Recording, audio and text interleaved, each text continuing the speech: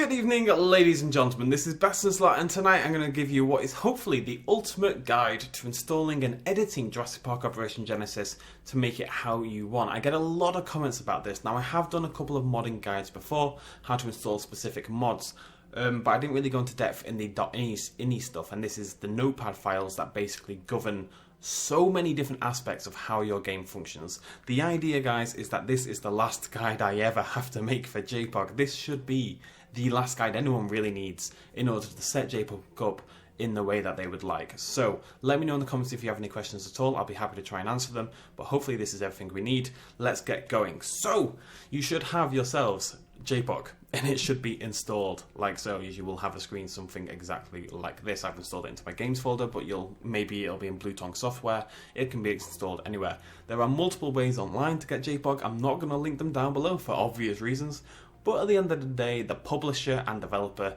no longer really exists, so I don't really have a problem with people obtaining the game in somewhat more illegal methods, shall we say, because at the end of the day, it doesn't really harm anyone, so go for it, whatever. There's ways to get the game is the point. Anyways, you've got JPOG installed, and this is basically what I do for my default JPOG. This is how I start a new playthrough, or let's say I'm going to do a mod spotlight. This is my base that I work from, and then I add other stuff in over the top as need be. I'd also recommend keeping a backup and updating it regularly. I basically install everything you're going to see here tonight, and then I make a backup of that, and then I revert to that after each mod.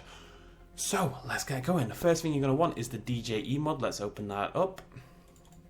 DJE, there we go, and you'll have something like this. I'll link this down below. The first thing we're going to do is grab these 5 files here. We're going to copy and paste those into our default JPOG folder like that. Not data, into your default JPOG folder. This adds an EMB effect to the game, so it increases saturation, it increases brightness, adds a bloom effect. It makes your game look a whole lot better. If you open up your JPOG and realize it's not there, what you have to do is tab out and tab back in, and that'll activate EMB. Then we're going to load up the data folder in our JPOG thingy. We're going to do a lot of work in the data folder, get used to seeing this. As a side note, if you are installing other mods, you want to install other dinosaurs and stuff like that, generally speaking, what you'll be doing is just dragging stuff into the data folder. That tends to be how it works. And we're going to do that just now. We're going to grab all these folders right here. We're going to copy and paste. Yeah, we're going to copy and paste, and we'll copy into our data folder. Now this is going to take a little while. It's moving 608 items, and it's going to replace about 555.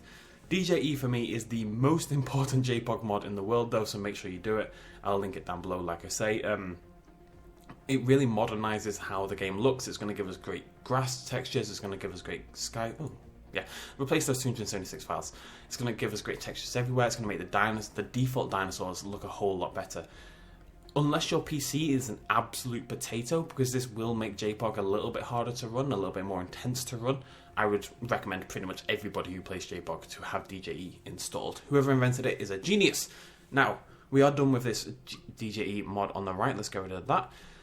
But there's one more thing we need to do. So what we're going to do is go into grass, and I like to do this every single time. We're going to Jack Mills, and we're going to copy grass type 1_128. This is my preferred choice. If you want to change the grass type, you could go into Duda and pick one of those as well. The only thing you need to do is rename them so those bracket numbers aren't there. Your grass type for your game needs to be grass type 1_128 and nothing else. But I recommend the Jack Mills one, my personal favourite. So you want to grab that, you want to go to your terrain folder, not terrain 2, terrain, and we're just going to copy and paste that into there. There we go, replace that, you'll see it's down here, grass type 1_128. That's now changed our grass type from DJE's default. Okay, next thing we need to do is we're going to go into CD drive, blah blah blah, JPOG. If you've installed the... Shut up, keyboard. If you've installed the game via conventional means, like you've got a CD in your CD drive, you'll have this. If you've installed the game through less conventional means, you should also have this, because you've had to host like a cd.mds file or mdf file or something. And you want to open that up. I double click it and it works. I just click it once even and it works, but you can also right click and sort of expand and stuff like that. There's ways to get into this file. And you'll have something that looks like this. And what we're going to do is run auto run. So double click that. Give it a second, there we go. We don't care about screen resolution quite yet, just tick highest quality Z buffer because I don't know what it does if I just tick it anyway. The reason we're here really is to change model quality, effects and draw distance up to high quality. This is the only way to change these things in JPOG at all. So you need to make sure you do this. Otherwise, your game's going to look really pretty with DJE and stuff, but then your, say, visitor center is going to be pretty low quality. Again, this does make the game a little bit more intense to run, but again, it's a really old game, so you should be fine. Just click OK when that's done and go back to your JPOG folder. So far we have a pretty looking game. Just need to make it a little bit prettier. There's another mod I always download called The Forgotten. Now this is a great mod filled with great dinosaurs and stuff like that. If you want to use it in your park, just go ahead and drag and drop all of this into data. I like to keep the default dinosaurs for my sort of base, and all we want to do for this one is go into data, go into terrain, go into textures, grab these 4 textures right here, go into our own folder, go into terrain, go into textures, copy and paste, and replace those. That's going to give us a much nicer texture on the path, and it'll link in with the high quality buildings, which for some reason it doesn't by default. As a side note, if you don't want terrain 2 or spinal skins, the alternate skies, that's kind of like the grass one where it's got different skies that you can bring in. Like so, you basically just drag and drop these. If I can go back eventually, you drag and drop these over here and replace your current skies, which are actually down here in the data folder. But if you want to get rid of these, you could, delete them. It's not a big deal, but I just tend to, who cares? I just keep them there. Anyways, we are done with the mods. Next up, we are going to go into .ini files. So at this point in time, you have a default game in terms of how it runs and the mechanics and gameplay and stuff like that, but it's a very, very good looking version of it. You've got high quality models, you've got nice bloom effects, you've got nice brightness and saturation, you've got great looking dinosaurs and great looking paths. But every aspect of the game is still default, and we need to change that because a lot of that is quite outdated. The first thing we're going to load up is Fossil Hunt. It's meant to be Fossil Hunt, but it's fossilhunt.ini. This is in your data folder.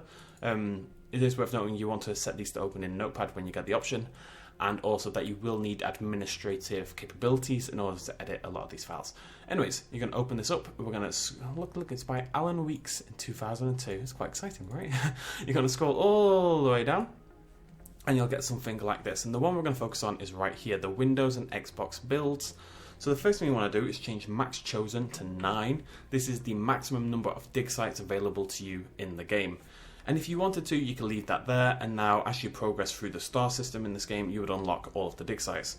If you want all of those dig sites available from the very start, then what you want to do is go over to these individual numbers and set them to 0. And then Control S, save, and that should be done. And also when you reopen Fossil Hunt, and scroll down again, it hasn't changed. Sometimes that changes. I think you have to run the game once, but basically it'll add like another few star ratings to the game. And you can change individual stuff, whatever. Ignore that for now. So that means every single dig site is unlocked from the start of the game. You can get every single dinosaur into your park. The next thing we're going to load is constant.ini. Now this is basically the big file. This is the major one with a lot of the information. I'm going to show you how to do some of it. You can edit just so much in this file, guys. So it's impossible to talk about all of it, but I am going to hit the major stuff. First thing I'm going to search for is Max Dino Pop. And that'll get you down to something that looks like this. What I like to do basically is just add a 0 on the end. It seems to work fine. My computer's pretty strong, but I mean, again, it's an old game. It should be fine for everyone. So that's your maximum number of dinosaurs allowed in the park. You can do things like change the maximum population cap on your guests. Again, we just stick a 0 on the end. Your park max entry fee, stick a 0 on the end. If in doubt, stick a 0 on the end, guys. So that is like how many guests and how many dinosaurs you can have in your park. We also want to look at Balloon Ride, and that will be up, I believe. Yes. So Balloon Ride max distance is how long the balloon ride can travel around your park. The default is quite small and a bit useless, so stick a 0 on the end. Balloon Ride max waypoints just above it. Again, just search for these in your constant file, I should say, with Control F for your search tab. Max waypoints is how many of those little sticks you can put down to let your balloon fly around the park. 5 is very, very limiting, so stick a 0 on the end. Next up, we are going to do Fossil Hunt Max. And go down a little bit, there it is. Fossil Hunt max number of teams. Stick a 0 on the end. But what that is basically the dig site teams that you send around the world to collect your dinosaurs in the first place. This lets you just get more of them. Now, that will eventually become so prohibitively expensive that it's pretty much impossible. So if you want to change that, you can change the doubling cost here. Just set that to 0 or something that won't get more expensive. Set it a little bit lower. I like to keep the things that make the game difficult or that limit my ability to just make a huge park instantly, I tend to keep as they are. I just tend to give myself more, like, bigger limits in terms of the park I can build. I tend to keep the game as difficult as it is, but you can do anything you want. If you want to change that, if you want to change anything else, that's nice and easy to do. We also want to go into Max Safari. We're nearly done with this bit. This is the length of your safari car for your Jeep tours. Again, stick a 0 in the end. And Jeep fuel limit, because there's no point having a massive safari zone kind of thing if your car can't actually drive over the bloody thing, so we're going to times that by 10. That's pretty much it in terms of this stuff. Again, there's so much here. There's just an incredible amount of information, as you can see if you just scroll up. Hunting rifle, minimum range. If you want to change the minimum range for the hunting rifle, you can go do that. I'm trying to focus on the stuff that I do personally and that I think is fundamentally important to making the game feel a little bit more modern. Okay, so we're going to close constant.ini, make sure you control S and save. Again, it may ask you for administrative stuff. You should make sure you've got that already enabled. I'm not going to go into that. The next thing we're going to open is it here? Yes, we're going to open treedist.ini. This is, again, in your data folder. We're going to open that up. We're going to find bubbles and increase that a little bit as well. Is that already increased? Weird. Right, no, I've done this wrong. It says on the right, not past 500. I believe that should say, my bad guys, I believe that should say not past 5,000. So what bubbles is basically, I don't know how to explain it in terms of in-game ways, but basically how dense your trees are when you put them in the park is determined by your bubbles in your tree dist. So I'm going to set that to 1500. So I want it more. I want my trees more dense, but I don't want it to be like a literal forest. You could increase this quite a lot and have very, very dense trees and basically make mini jungles in JPOG. But don't increase it past 5,000, which I assume is what that was meant to say. Otherwise, it will in fact crash your game. Again, hit Control S and we're done. The one that I get the most questions about, however, is this next one. So you want to go to units in your data folder. I'm going to load that up. And all of this is basically the information about the individual units in the game. So your fences, your benches, your feeders, all of that stuff. So you can see it all here. Cows, gates. A lot of this is actually fairly useless. Hatcheries. So let's open hatchery, for example. And you can see all this stuff here. You can change the... I want to scroll down a little bit, I think. Let me find it. This is not... Yeah, right. So you can change the build cost right there if you wanted to. So if you wanted your hatcheries to be a little cheaper, because they are actually quite expensive at the start of the game. Hatcheries actually set you back quite a lot. The other thing we want to do is go into unit specific and units allowed, and I'm going to stick 2 zeros on that. Nobody needs 800 hatcheries, but we'll stick a 0 on that, Control S and save it. That is just how many hatcheries you're allowed in the game. A lot of the problems people have with JPOG these days is that as your park grows bigger, which obviously we can do now because we've got 9 dig sites, etc., you find that you actually can't make exhibits anymore because you can only make 8 hatcheries, you can only make 50 fences or something like that. So you basically just want to go through here, pick out the stuff that is limited and increase it. You can do this already whilst you're mid-file. Some of the stuff I've shown you tonight will not work unless you start a new game file, such as the fossil hunt stuff. I believe that is limited unless you start a new park. Path, you're going to want to do the same thing. Units allowed, make sure that's nice and high. Again, I just do all of this and then start a new file.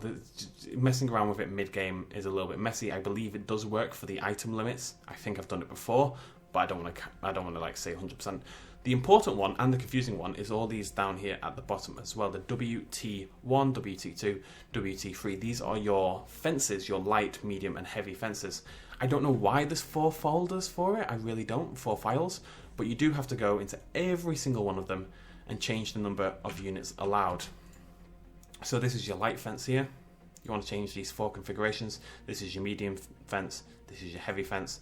You need to go into all 4 of them for that one and change them all. You need to make sure the units allowed for all of these fences is exactly the same, as in for each group. So your WT1s, which is your light fence, all the units allowed should be whatever number it is. Again, I just stick a 0 on the end because it's nice and quick.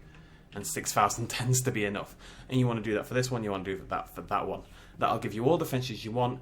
Between all of these edits, now what we've got is a beautiful looking park with no item limitations, all the dinosaurs you could possibly want, every dig site unlocked.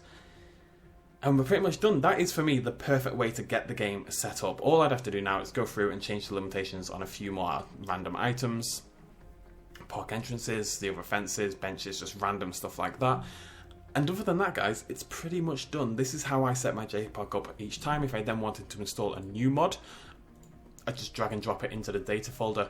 I would recommend once you've done all of this, because it is, it takes a little bit of time, it's a little bit of effort, make sure you go and make a backup of this. Just copy and paste everything in this default JPOG folder right here, including your data, and just copy and paste all of that, drag it into a different folder, call it JPOG backup, put that somewhere else. What I do is every time I install a new mod, I'll play with it on this one, and then I'll just replace all this with the backup for data, and that kind of replaces everything and gets it back to my nice, happy default state. Okay, that was long and unscripted and unplanned, but hopefully you guys, hopefully there's some help there. Hopefully you guys have a little bit of an idea of how to mod JPOG. If you have any questions whatsoever, feel free to ask them down below. I'll do my best to answer them. I'll be around partly tonight and tomorrow. I'll make sure to answer as much as possible. I'm sure other people will be able to help you out as well. This should be everything you need to get JPOG to a really good standard. If there's other stuff you need, you can always Google it, but I can't think of much else that is necessary to get the game modernized, running really well, looking great, and having basically no limitations. Hopefully I never have to make one of these guides again. I'm going to start linking these in the videos. Thank you so much for joining me, ladies and gentlemen. Thank you for all of the support lately. Things have been going really good. I'm really happy with where things are going and where the channel's going, and I'm really glad you guys are excited for the content, and of course for Jurassic World Evolution content, which lands on the channel at 2 PM British summertime tomorrow. Be there or be square. Thanks for joining me. Cheers, much love as always. Bye-bye. Hey guys and girls, thanks for watching. YouTube has been my full-time job for years now, but the adpocalypse and YouTube's frustrating new monetization system are making it tougher to survive and keep all of my organs. If you want to help keep the channel alive, consider throwing a little pledge at my Patreon page. It's not at all expected, and by just watching this video you've really helped me out. But if you feel like giving a little bit more, or you happen to be a Russian oligarch billionaire and want to support me, you can do so right there. Cheers.